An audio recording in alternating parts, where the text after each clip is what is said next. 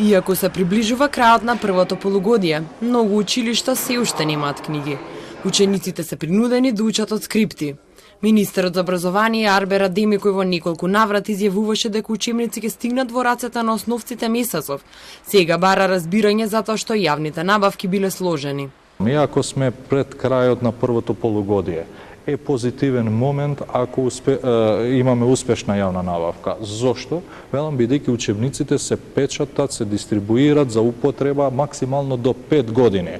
Ако не првото полугодие не сме имале и не имале можност нашите ученици да ги искористат новите учебници, ќе имат можност во втората полугодија, но и генерациите по нив. На немањето на учебници за сите оделенија, родителите реагираа дека прераснува во пракса секоја година.